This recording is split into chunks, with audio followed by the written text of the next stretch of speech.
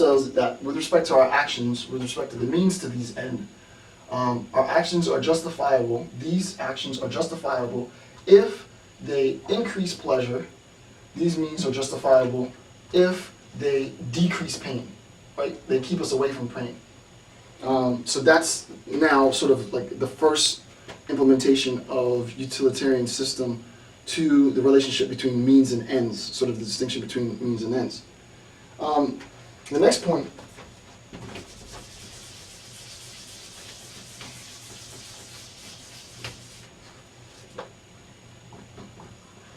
the next point, hold on a second.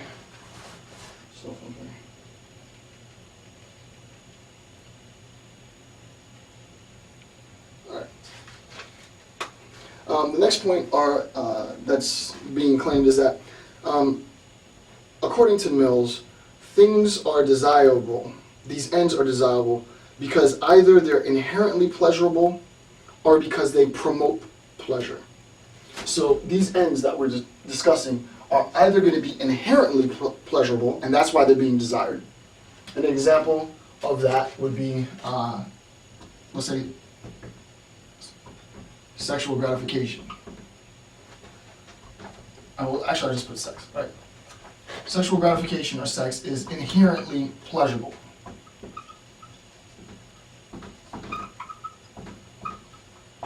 So with respect to pleasure, you'll have things which are inherently pleasurable, and one example might be sex.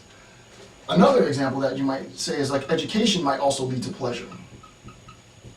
Education might lead to pleasure, but it's sort of hard to say that education is inherently pleasurable.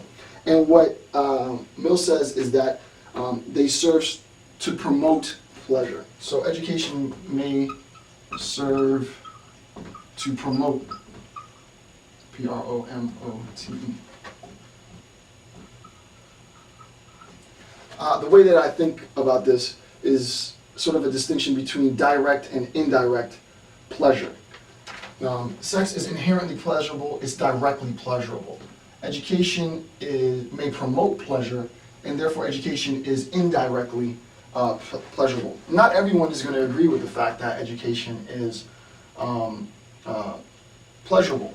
Obviously there's a bias that's being made, and Mill himself addresses the fact that he's going to rank an intellectual stimulation over this physical stimulation. And that might create some problem, right? Because if you make the claim that intellectual stimulation, intellectual pleasure is better than physical pleasure, then what you've done is you've created a system, a hierarchy of pleasure, right? There are some pleasures which are better than other pleasures. So the next point to recognize is that, and obviously John Stuart Mills recognizes this, is the following.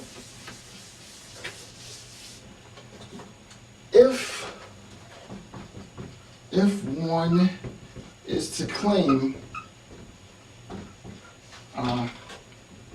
that intellectual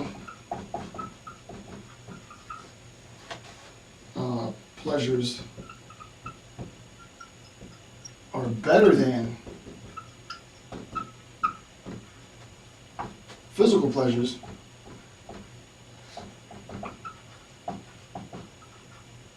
P-L-E-A-S-U. If one is to claim that intellectual pleasures are better than physical pleasures, one has created a hierarchy of pleasures, right? So you're going to say some pleasures are better than others. So if we're talking about pleasure, we have intellectual pleasure, and then we have physical pleasure. If I make this claim that intellectual pleasures are better than physical pleasures, what I've done is I've created a hierarchy of pleasures, and now this needs to be justified, right?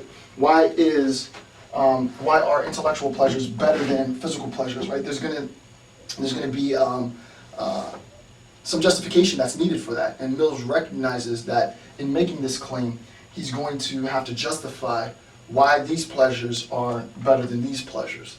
right? And that's going to create an interesting discussion, all of which we won't be able to get into in this lecture, but as the videos progress, we'll have a better understanding of why he gives precedence to intellectual pleasures and how he comes to justify and make sense of that. So what are some examples of, according to Mill, of these higher pleasures? Well, Mill, in his discussion, talks about many.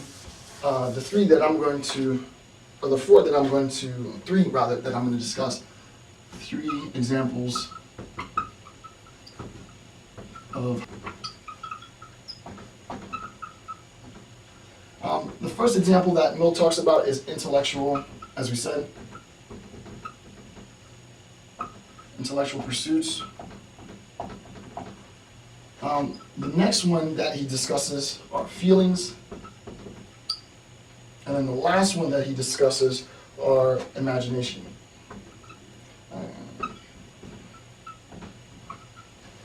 So 3 examples of higher pleasures, and these would be better than sort of physical pleasures, better than sex per se, which is going to need justification.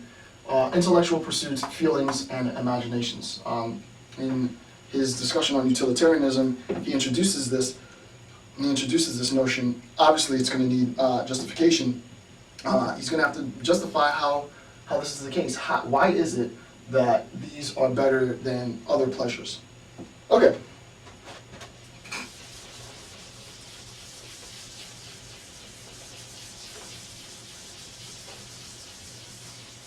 All right. The next point is to realize the following. Mill suggests that the higher the mental faculty, the more difficult it is to find pleasure. The lower the mental faculty, the easier it is to attain pleasure. What does that mean? The higher my mental faculty, my ability, my intelligence, to be frank, right? The smarter that you are, the more intelligent you are, the more you have an understanding, a comprehensive understanding of sort of worldviews, the more difficult it is for you to attain happiness.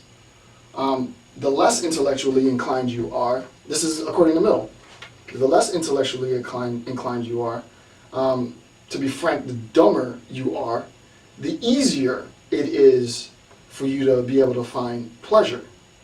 Now, the initial critique that pops into your head immediately is like, wow, this guy's an elitist, right? What an elitist claim to be able to say, oh, well, you know, smarter people have a more difficult time finding pleasure. Dumber people can be happy much simpler. And that might be a valid argument against Mill. However, in presenting an author's information, I always try to be charitable to the author. So whether or not I actually believe the claim, it's important to make sure that we understand the claim. The example that Mill gives is of a pig, right? A pig can be satisfied very easily, right? You throw some scraps in a trough, the pig goes over, eats all the scraps that are in the trough, writhes in its own feces. The pig's having a day. He's as happy as he could possibly be. And Mill would say that the reason why he's happy is because his mental faculties, or its mental faculties, the mental faculty of a pig, is so much lower than a human being. So of course the pig can attain pleasure, the end, quicker than a human, much easier than a human being can, right?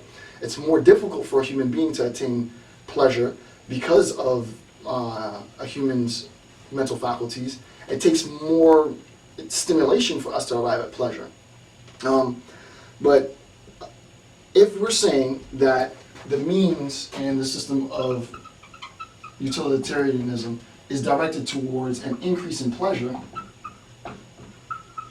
and a decrease in pain, if we're saying that the means in the system is to increase pleasure and decrease pain, and we're saying that a pig can increase pleasure easily, well, the first argument that you might want to pose against utilitarianism is that, look, I mean, this system is flawed. Why? Because even a pig can increase pleasure. You don't have to be moral. You don't have to be bright. You don't have to use any of your mental faculties or moral faculties. You can just be a sloth, right? You can be a pig and increase pleasure. That's not a good theory for morality.